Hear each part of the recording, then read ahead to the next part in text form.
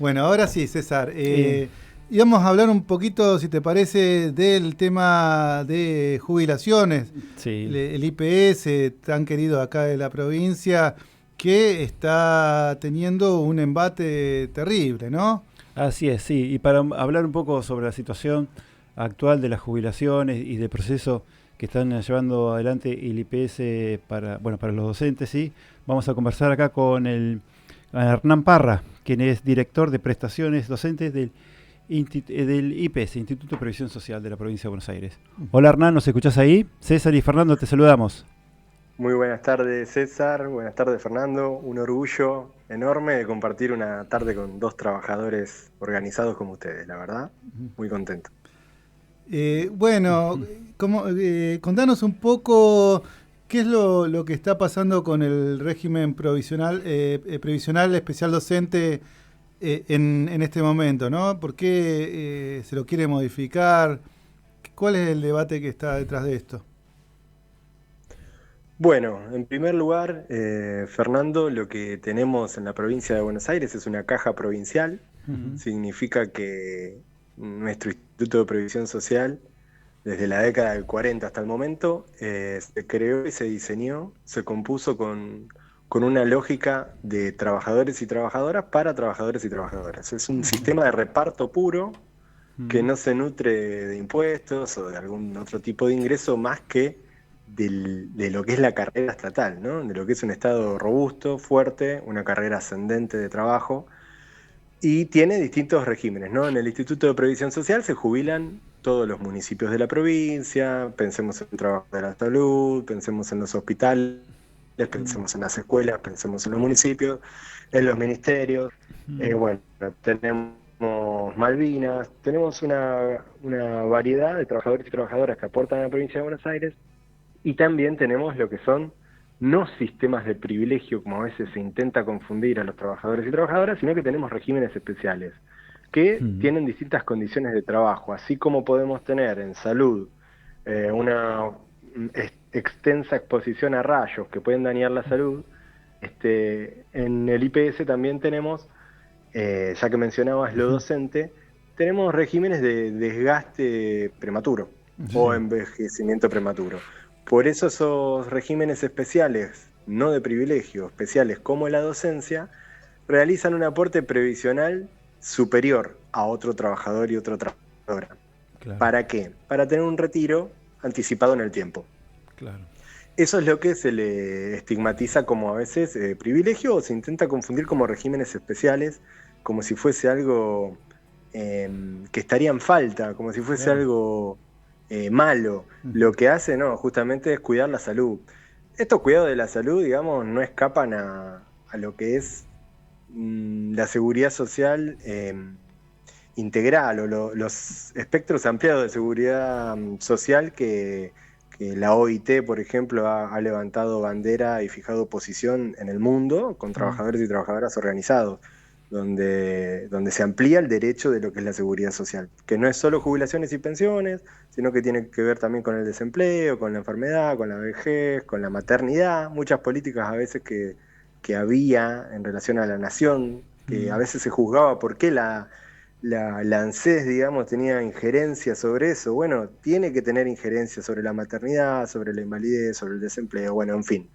La pregunta inicial, Fernando, Mm. era los embates que está Claro. sufriendo ahora Ujú.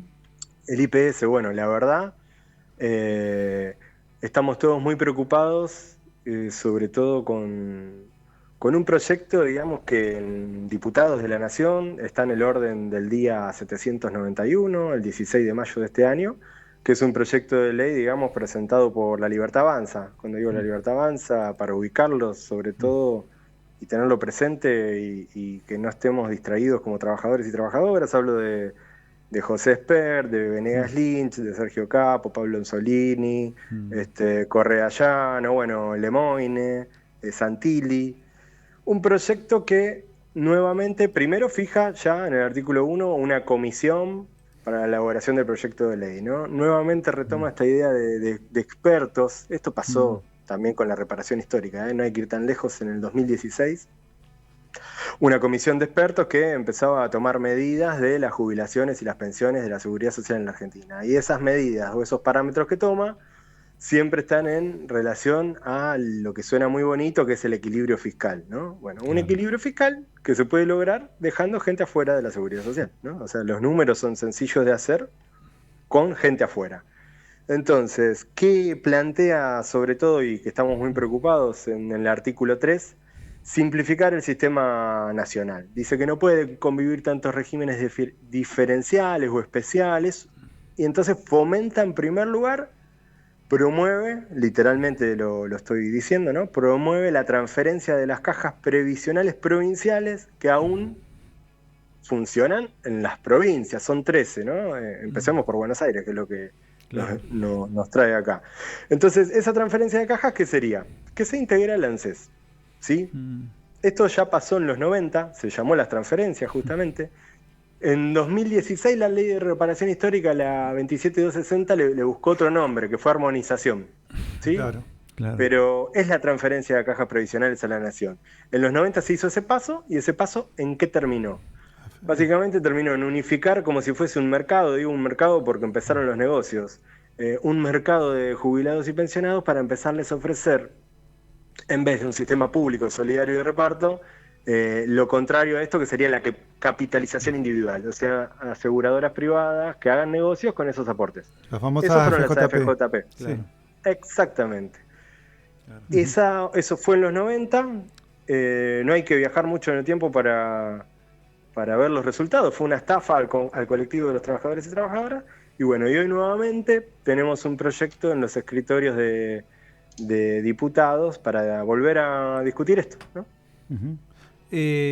Ahí surgen dos o tres cuestiones. Por un lado, la libertad avanza en diputados y en senadores no puede llevar adelante ningún proceso si no es con una alianza con otros sectores como el PRO y el radicalismo, ¿no? Porque por ahí uno entiende que si bien son los que tienen las posiciones más ultra y tienen estas iniciativas, cuentan con cierto plafón para llevar adelante ese tipo de iniciativas, si no, no prosperaría. Exactamente. La verdad que es serio lo que está pasando, que las mismas recetas que ya está demostrado, digamos, para los argentinos, las argentinas que terminaron con ajuste, con represión. Bueno, hoy la estamos viendo todos los miércoles, la represión, digamos, a los jubilados, a las jubiladas, y ahora realmente ni siquiera le maquillaron el nombre. Son las transferencias, y sí, con alianza se buscan los números y trabajan, digamos, para confundir a los trabajadores y trabajadoras. Bueno, hay dos elecciones fundamentales donde no nos tenemos que confundir nuevamente, donde nos guste más la política, menos la política, más los candidatos, menos los candidatos. Hay dos proyectos en juego, uno que tiene que ver con volver a esto, con volver al ajuste, a los recortes que ya vimos en las jubilaciones cuando tampoco cerraban los números, ¿no? Hablo del 2001 en adelante. Lo que terminaron siendo las AFJP, las represiones, las muertes en las calles, los suicidios de jubilados y pensionados, que bueno, no solo no podían ayudar a sus familias con algo, sino que no podían acceder a esta seguridad social integral que tiene que ver con la salud, con los medicamentos, y terminaban con la vida de ellos, quitándose la vida. Y hay dos proyectos, así como hay alianzas, como decía Fernando, que pueden aprobar estas políticas de ajuste, también hay una sola fuerza hoy que podría frenar el ajuste. Y hoy la opción, nos gusten más, nos gusten menos los candidatos, es Fuerza Patria, tanto en la provincia de Buenos Aires como en la Nación. Después mucho para discutir de cómo queremos reformular la política en la Argentina, pero hoy la opción que puede frenar esto es Fuerza Patria. Y Hernán, le decimos a los oyentes que estamos hablando con Hernán Parra, quien es director de prestaciones docentes del IPS, acá en la provincia de Buenos Aires. Seguramente que se llega a ganar esta opción neoliberal o neoconservadora, como es el proyecto de la Libertad Avanza, también van a querer subir la edad de jubilación, no solamente de los docentes, sino de los trabajadores en general. Entonces, la pregunta es, ¿por qué esto lo quieren hacer acá? Los neoliberales lo quieren hacer acá en nuestro país y en todo el mundo, en Europa y en distintas economías. Entonces, la pregunta es, ¿por qué crees que estos modelos conservadores, neoliberales, tienen esta política hacia los adultos mayores, que como es subirle la edad de jubilación, negarle los medicamentos y como pasa en nuestro país, que sean reprimidos todos los miércoles? La verdad, César, Mm. hay algo que tenemos como argentinos y argentinas que es único y es inédito en el mundo. Siempre vamos a estar en el foco de los grupos económicos del poder concentrado real y concreto por dos cosas fundamentales. Argentina tiene si bien muchas veces nos confundimos entre trabajadores y trabajadoras, a veces prenden el imaginario social que lo que yo no tengo es porque lo tiene injustamente otro, sin identificar que se instala un proyecto para gobernar, y a veces cuando nos confundimos los trabajadores perdemos siempre porque nos señalamos entre nosotros, ¿no? Sin ir muy lejos pasó con la moratoria. Cuando se inauguró la inclusión jubilatoria en la Argentina, muchas veces nos confundíamos nosotros mismos diciendo, qué injusto, fulanito no aportó, yo sí aporté. O sea, desconocíamos entre nosotros mismos que hubo proyectos como en los 90 donde el trabajo registrado no existió, Claro, ¿no? claro. Esas precarizaciones. Entonces, ¿por qué digo esto? De estar bien atentos, porque cuando se despierta el pueblo argentino, cuando se despiertan los argentinos y argentinas, pueden lograr dos cosas que son las que no nos perdona el poder. Una es haber juzgado a nuestros propios genocidas, desde el Claro. Estado haberlos juzgado. Y la otra es ser el único país en el mundo que salió de la capitalización individual, el único país en el mundo que salió de las AFJP. Por eso Claro. siempre está el Fondo Monetario Internacional, el Poder Real, poniendo un modelo, instalando un candidato en la Argentina para que sea electo, cuando el pueblo está confundido, sea electo, y después buscar que puedan llegar por el negocio que no se lo estábamos permitiendo. Uno Claro. es la seguridad social. Pasa con educación también, la educación es un negocio en todo el mundo, Claro.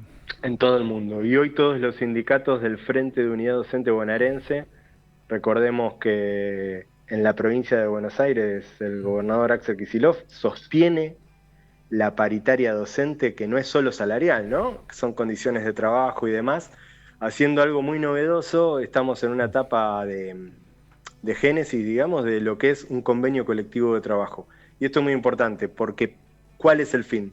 Que no se pueda legislar por sobre el convenio colectivo. Hoy el Estatuto del Docente, Claro. hablando de educación, es muy bueno en cuanto al articulado, las licencias, los derechos, las obligaciones también, ¿no? Porque no son solamente derechos, pero tiene una parte frágil, que es que un diputado, un senador pueda legislar sobre ese estatuto del docente. En cambio, avanzar en algo concreto sería un convenio colectivo de trabajo donde quede resguardado lo que construya el conjunto de los trabajadores y trabajadoras con la provincia de Buenos Aires. Eso puede fijar muchas cosas para que la educación pública no acceda a los intentos de mercado, de comercializarse, de venderse. Bueno, lo vimos muchas veces, ¿no? Como semáforos, catalogar docentes y escuelas según si son de primera, de segunda, de tercera, de cuarta, ofrecer cuotas, bueno, capitalizar la educación, comercializarla. O sea que en la Argentina la educación es terreno para el poder, y la seguridad social y la salud también, y lo estamos viendo en la nación. Así que es por eso, es por ello que buscan estos proyectos políticos, económicos, hacer un negocio de lo que todavía no tienen del todo, lo que todavía no tienen del todo y que podemos hacer que no tengan nada. Bien. Y Hernán, contame un poco, vos cómo estás viendo este proceso por ahí de estos últimos días, donde parece que la figura del gobierno nacional empieza a desmoronarse con los audios, digamos, con una especie de un despertar de un pueblo que ve toda esta corrupción. ¿Vos crees que va a tener un impacto este domingo, que eso se va a hacer sentir? Yo estoy convencido que el domingo esto va a marcar una diferencia. Yo creo que la provincia de Buenos Aires el pueblo argentino, de los bonaerenses, las bonaerenses van a ratificar lo que fue la gestión de estos 2 mandatos, digamos, o mandato y medio de Axel Kicillof, de muchos municipios, que es muy importante lo que se ha desarrollado entre los municipios y la provincia de Buenos Aires, pero teniendo conciencia de, como decís vos, de que la corrupción también existe en este gobierno que la tildaba, la clasificaba de casta, y también siendo realistas, ¿no? Si un trabajador, si una trabajadora eligió el gobierno nacional que eligió, fue porque creyó. Y si el discurso de casta prendió, pese a que, digamos, la casta son los poderosos, ¿no? O sea, que no son los trabajadores. Los trabajadores ya vieron que los que se le ajustan es a ellos mismos y que no hay una salida para la corrupción, y está viendo que el propio gobierno es corrupto. No hay ninguna duda. El que tenía alguna duda me parece que ya está esclarecida. El tema que a veces los que somos apasionados quizás de la política lo hacemos sentir mal al compañero o compañera que optó por esa elección electoral, ¿no? Entonces yo creo que es un momento de sincerarnos y decir, sí, entiendo, y tenemos todos y todas una oportunidad ahora para decir, ayudemos esto, porque así como vemos todo lo que se hizo en la provincia y en los municipios, se hizo con un ahogo financiero de más de 12 billones, no millones, billones de pesos, ¿no? Entonces, creo que se está empezando a valorar hasta el esfuerzo mínimo de un bache, de un asfalto, de que haya algo en la salita de salud, de un hospital. Inclusive se están valorando aumentos de salario que quizás no son los que estábamos acostumbrados en la provincia de Buenos Aires a considerar, pero que se entiende que es un esfuerzo fuera de lógica. A veces la verdad que realmente es muy importante todo el esfuerzo. Cuando digo esfuerzo, es no solo el gobernador de la provincia de Buenos Aires, sino la amplitud que se está dando en la organización de todos los sindicatos estatales. Se está viendo que los trabajadores y trabajadoras están siendo parte de la solución y no del problema. Creo que esa es la clave que ha tenido la gestión del gobierno de Axel Kicillof. Sí. Y déjame agregar que acá en el municipio asistimos hace unos días a una apertura de licitaciones con todos los directores y los sindicatos invitados, y que mañana va a volver a ver en el Salón Dorado estas aperturas de licitaciones con todos los directivos de alguna manera fiscalizando y mostrando de una forma transparente cómo se da esas sumas millonarias, cómo se otorgan estas obras, que no es un proceso oscuro, sino que me parece que con una gran inteligencia ahí el intendente Alac y Paula tuvieron la inteligencia y la perspicacia de invitar a toda la comunidad y transparentar en algo que yo nunca había visto antes, ¿no? Claro. Me parece que eso en las formas también muestra algo diferente. Claro. Es inédito, la verdad, es inédito, transparente, como decís, Fernando, y la verdad que es único. Y creo que esos son los caminos que tenemos que seguir siempre. Seguir siempre. Y nada, pensando recién me acordaba un detalle que para terminar de responder lo que preguntaba César. Las edades, los gobiernos neoliberales o como se le quiera llamar, ¿no? Porque me parece que esto lo excede. Hay términos que se le adjudican a veces anarcocapitalista o como fuera. La verdad, yo no tengo terminología para definir lo que es el gobierno nacional. Pero cuando se elevan las edades jubilatorias y la forma de determinar los saberes que se hacen a la baja, es para que la gente se muera en el medio. Claro. ¿Sí? El verdadero objetivo es ese. Porque los números cierran, como decía, los números que ellos quieren cerrar son sin la gente adentro.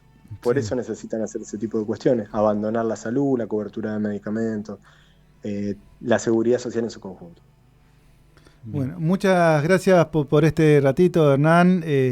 Te mandamos un abrazo, vamos a seguramente seguir hablando porque hay muchas cuestiones ahí en el IPS para charlar que nos parecen importantes, y seguir defendiendo el instituto es algo prioritario. Bueno, a disposición para lo que necesiten, para la temática que los pueda ayudar, y agradecerles por el programa que hacen, que nos sirve muchísimo la audiencia de La Plata. Bueno, esto llega a todos lados, ¿no? Las plataformas que nombrabas, desde ATE, desde la CTA, desde la radio, desde las plataformas, la verdad que nos ayudan a pensar, y es lo que necesitamos para este domingo y lo que vamos a necesitar para octubre también. Bueno, Gracias. muchas gracias. Pasaba Hernán Parra, director de prestaciones docentes del IPS.